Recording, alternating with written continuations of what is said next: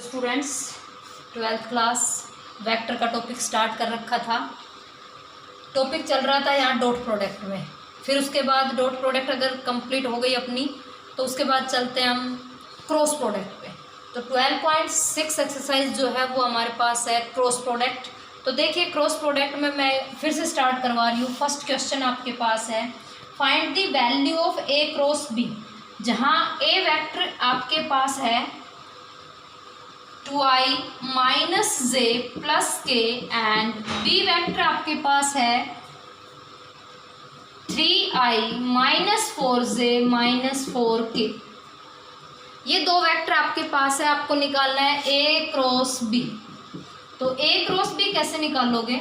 i j k। आपको बताया था क्रॉस में आप डिटरमिनेंट फॉर्म में जाओगे, तो ये जब हम क्रॉस पढ़ रहे हैं तो यहाँ डिटरमिनेंट फॉर्म लेके आनी है। तो i j k जो कंपोनेंट थे आपके पास, अब i के साथ है 2, m में पहले जो पहले लिखा गया वो पहले ही लिखने हैं उसके कंपोनेंट, b बाद में है तो b के नीचे लिखने हैं। तो 2 माइनस 1 एंड 1, फिर यहाँ 3 माइनस 4 माइनस 4। अब डिटरमिनेंट तो आपको सोल्व करने आते हैं, आपका 4th चैप्टर था, सोल्व कर लेते हैं। फर्स्ट एलिमेंट को उठाना है, उसके साथ कॉलम एंड रो को डिलीट करना है। -1 की -4 से मल्टीप्लाई 4, बीच में साइन माइनस का, इसकी इससे मल्टीप्लाई, तो माइनस माइनस प्लस 4 हो गया। सेकंड एलिमेंट होता है 1 2, तो आपको पता है 1 और 2 का जो सम होता है वो आपके पास 3 हो गया, यानी कि ओड हो गया, और ओड है तो साइन किसका आता है यहाँ पे? माइनस का आता है।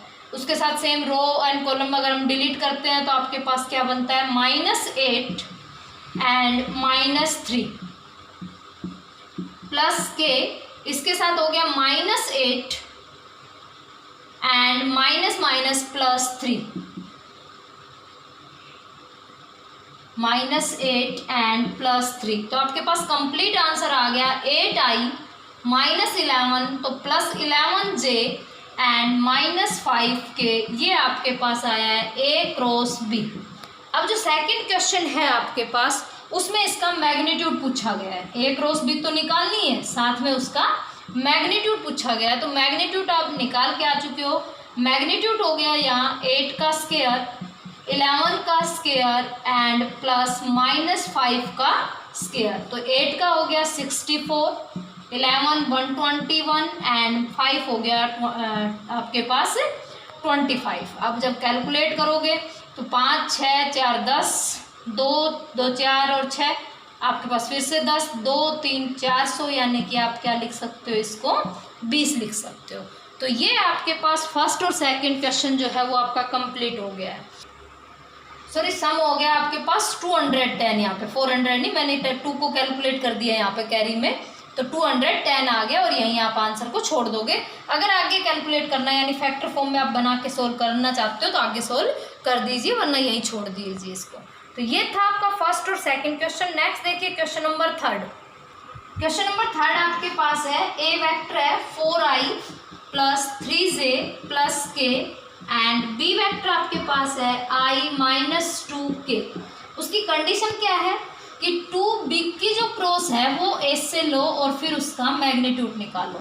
तो देखो, सबसे पहले यहाँ लिखोगे i j k, b पहले है तो b के कंपोनेंट को 2 से मल्टीप्लाई करो, तो 2 0 क्योंकि j है नहीं, और k के साथ है -2 तो -4, ये 4 3 1। अब पहले इसको कैलकुलेट करो, तो i के साथ क्या हो गया? 0 and plus 12 minus j 2 and plus 16 हो गया आपके पास 4 4, तो ये हो गया 18 प्लस k 3 2 6 हो गया आपके पास। अब इसका क्या निकालोगे? यहाँ पे मैग्नीट्यूड निकालोगे 2b क्रॉस s से, तो आपके पास मैग्नीट्यूड आएगा 12 का स्क्वायर प्लस -18 का स्क्वायर प्लस 6 का स्क्वायर। कैलकुलेट कर दीजिए, क्वेश्चन थर्ड हो गया। नेक्स्ट देखिए क्वेश्चन नंबर फोर्थ। क्या क्या है आपके क्वेश्चन नंबर फोर्थ में कि आपके पास दो वेक्टर है a एंड b, दो वेक्टर है, आपको फाइंड आउट करना है a क्रॉस b। अभी आप निकाल रहे हो a क्रॉस b। अब आपको वेरीफाई क्या करना है कि a वेक्टर परपेंडिकुलर है a क्रॉस b के। तो देखिए, a वेक्टर की वैल्यू आपके पास है i plus 2j plus 3k and A cross B की जो वैल्यू है आपके पास वो क्या आई है आपके पास -19i प्लस 11j माइनस के। उसने पूछा है परपेंडिकुलर, तो परपेंडिकुलर है तो डॉट प्रोडक्ट, आप ये याद रखो परपेंडिकुलर अगर पूछा है दो वेक्टर में तो परपेंडिकुलर डॉट प्रोडक्ट, 1 की -19 से -19, 11 की 2 से 22 एंड -1 की 3 से -3, तो आंसर कितना हो गया 0। Hence prove that. ये था आपका क्वेश्चन नंबर 4। क्वेश्चन नंबर 5 देखिए आप। 5th में क्या कहा है, दो वेक्टर है, एक वेक्टर ए है दूसरा बी है, दो वेक्टर गिवन है ए एंड बी। उसने पूछा है ए क्रॉस बी, तो पहले ए के कंपोनेंट फिर बी के कंपोनेंट। नेक्स्ट उसने पूछा है बी क्रॉस ए, तो पहले जैसे इसमें लिया था बी के कंपोनेंट फिर ए के कंपोनेंट। उससे आगे उसने क्या पूछा है कि ए प्लस बी निकालो, तो पहले दोनों को जोड़ दो, फिर उसके बाद है ए माइनस बी निकालो, दोनों को माइनस कर दो और दोनों की क्रॉस। तो ये तो सिंपल सा क्वेश्चन हो गया आपके पास, अब तक निकालते आ रहे थे। ये था आपका क्वेश्चन नंबर 5। नेक्स्ट देखिए क्वेश्चन नंबर 6। क्वेश्चन नंबर 6 ने क्या कहा है, वेरीफाई कीजिए कि एक की जो क्रॉस है वो आप लोगे बी प्लस 6 से और वो इक्वल आनी चाहिए ए क्रॉस बी प्लस ए क्रॉस 6 के। तो आपको क्या करना है, सबसे पहले बी और सी को जोड़ दीजिए। जो वेक्टर आपके पास 3 गिवन है उन तीनों में बी और सी को जोड़ देते हैं। वेक्टर आपके पास है ए 4i माइनस जे प्लस के, बी वेक्टर आपके पास है i plus J plus K and C vector आपके पास है i माइनस जे प्लस के। तो पहले दोनों को जोड़ दो बी और सी को। i और i कितने हो गए 2i, जे माइनस जे हो गए 0j एंड के क्या हो गए 2k। अब उसकी क्रॉस किससे लोगे, एस से, तो एस से क्रॉस लोगे तो A cross B plus C i J K, पहले ए के कंपोनेंट 4 -1 एंड 1, ये हो गया आपके पास 2 0 एंड 2। कैलकुलेट कीजिए। उसके बाद ए क्रॉस बी, इन दोनों की क्रॉस लो, उसकी प्लस करनी है ए और सी की क्रॉस से।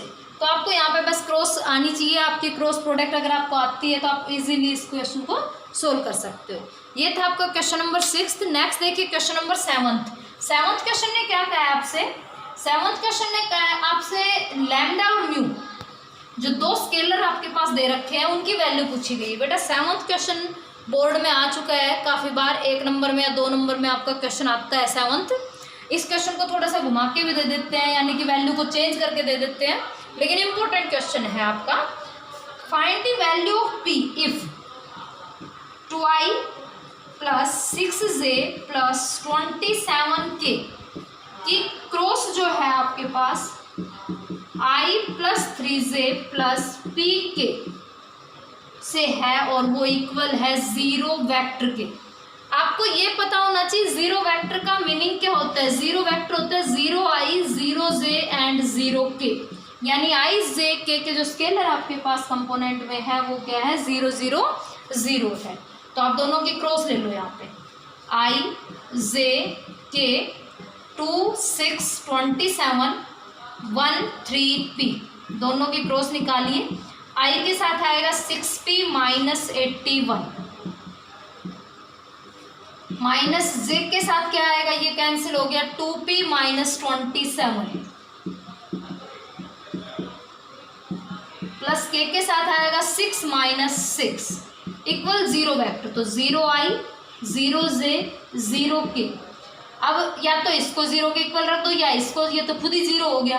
तो अगर इसको रखते हो तो 6p minus 81 equal 0, 6p 81 and p 81/6, यानी अगर आप कैंसिल करोगे तो 27/2 आपके पास आंसर आ जाएगा। तो ये 7th का फर्स्ट है। सेम आपको सेकंड क्वेश्चन निकालना है। 8th क्वेश्चन देखिए आप, 7th हो गया। 8th देखिए, find a unit vector perpendicular to the vector. आपको एक यूनिट वेक्टर निकालना है। मैंने आपसे जब इसके कॉन्सेप्ट पढ़ाए तब आपको बताया था कि यूनिट वेक्टर जब आपसे पूछा जाए तो यूनिट वेक्टर तो क्या होता है, वेक्टर अपॉन उसी का मैग्नीट्यूड। लेकिन जब दो वेक्टर देख के आपसे वेक्टर पूछा जाए तो वो क्रॉस प्रोडक्ट में होता है। आपके जैसे 8th क्वेश्चन में 2 वेक्टर गिवन है, आपसे एक वेक्टर पूछा जा रहा है तो वेक्टर ओनली क्रॉस से मिलेगा। एक स्केलर मिलता है डॉट से और वेक्टर मिलेगा क्रॉस से। तो आपको क्या करना है, ए क्रॉस बी निकाल लीजिए, इसका नाम आप सी दे सकते हो। ए क्रॉस बी का नाम क्या हो गया, सी। अब आपके पास वेक्टर आ गया सी, लेकिन आपको सी वेक्टर नहीं चाहिए, आपको क्या चाहिए, वो यूनिट वेक्टर चाहिए। और यूनिट वेक्टर कैसे निकालोगे, सी वेक्टर अपॉन सी का मैग्नीट्यूड, वो होगा आपके पास एक unit vector perpendicular to A and B vector. तो इसी आपको ये याद रखना है, जब परपेंडिकुलर केस में, देखो हम परपेंडिकुलर क्या पढ़ते आ रहे हैं, परपेंडिकुलर मीनिंग पढ़ते आ रहे हैं डॉट प्रोडक्ट जीरो। लेकिन आपको जो याद रखना है वो ये है कि जब परपेंडिकुलर केस में आपसे वेक्टर पूछा जाए तो आप उनके क्रॉस निकालोगे, ना कि डॉट निकालोगे। अगर परपेंडिकुलर केस में किसी की वैल्यू पूछी जा रही है, जैसे कि मान लो इस क्वेश्चन में अगर मैं ये कहूँ पिक की वैल्यू पूछता है और कहता है परपेंडिकुलर है, तो आप क्रॉस की जगह डॉट लगा सकते थे। लेकिन इसने ऐसा नहीं किया, इसने तो क्वेश्चन ने अपना खुद पलट के दिया यहाँ क्रॉस। मैं अपनी तरफ से आपको बता रही हूँ परपेंडिकुलर केस में कि अगर परपेंडिकुलर केस में किसी की वैल्यू पूछी जाती है तो हम डॉट लेते हैं, लेकिन परपेंडिकुलर केस में अगर वेक्टर पूछा जाता है तो हम क्रॉस लेते हैं यहाँ पे। तो ये था आपका 8th क्वेश्चन। बेटा 8th क्वेश्चन, 9th 10th ये सेम क्वेश्चन आपके इसी तरीके से आपको करने हैं, 11th 12th भी इसी तरह से। अब आप देखिए क्वेश्चन नंबर 13 क्वेश्चन आपके पास है फाइंड साइन एंगल। देखिए इसने खुद कहा साइन एंगल निकालिए। तो साइन एंगल आपको क्या बताया था, ए क्रॉस बी मैग्नीट्यूड अपॉन ए का मैग्नीट्यूड इंटू बी का मैग्नीट्यूड। आप एंगल कोस भी निकाल सकते हो, कोई डाउट नहीं है, लेकिन उसने खुद क्या बोला है, साइन निकालना है। तो साइन एंगल निकालने का फॉर्मूला क्या होता है, ए क्रॉस बी का मैग्नीट्यूड अपॉन ए का मैग्नीट्यूड इंटू बी का मैग्नीट्यूड। तो सबसे पहले आप निकालोगे ए क्रॉस बी। तो ए क्रॉस बी के लिए आपके पास दो वेक्टर होने चाहिए। तो आपके पास जो वेक्टर है आई जे के, एक के कंपोनेंट आपके पास है 1 3 2 एंड बी के कंपोनेंट है 2 -4 -1। तो क्रॉस निकालिए, आई के साथ आ गया -3 and +8 minus J -1 and -4 plus के -4 एंड -6। तो आपके पास कैलकुलेट करोगे तो क्या आ गया, 5i + 5j एंड -10k। अब यहाँ आप इसका मैग्नीट्यूड निकालिए। तो ए क्रॉस बी का मैग्नीट्यूड 5 से 25 हो गया, 5 से 25 हो गया, -10 से 100 हो गया, टोटल आपके पास 150 आ गया। अब 150 के अगर फैक्टर करना चाहते हो तो आप कर सकते हो, 25 6 जो होता है, तो इसको क्या लिख सकते हो आप, 5√6 भी लिख सकते हो। अब उसके बाद आता है एक का मैग्नीट्यूड। तो एक का मैग्नीट्यूड निकालिए, एक के कंपोनेंट ये है आपके पास। तो 1 3 से 9 2 से 4 13 और ये 14 हो गया। बिग के मैग्नीट्यूड में चाहिए, बिग का मैग्नीट्यूड है 4 से 16 1 21 हो गया। सबकी वैल्यू लेकर वापस यहाँ आ जाते हैं।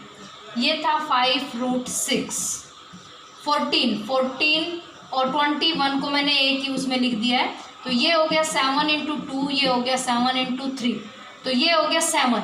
यानी आपके पास है 5√6 और 7√6, ये कैंसिल 5/7। उसने पूछा है साइन थीटा, तो थीटा क्या हो जाएगा, साइन इनवर्स 5/7 आपके पास आंसर आ जाएगा। तो बेटा ये है 13 क्वेश्चन, 14 है और ये 20 तक आपके जो है 18 तक क्वेश्चन जो आपके पास है, इनमें आपको क्या करना है, एरिया ऑफ पैरेललोग्राम जो फॉर्मूले आपको बता रखे हैं वो फॉर्मूले अप्लाई करने हैं। आज आपको 18 तक के क्वेश्चन सोल्व करने हैं। फिर भी अगर किसी को कोई भी प्रॉब्लम फेस होती है तो वो मेरे पास सेंड कर देना।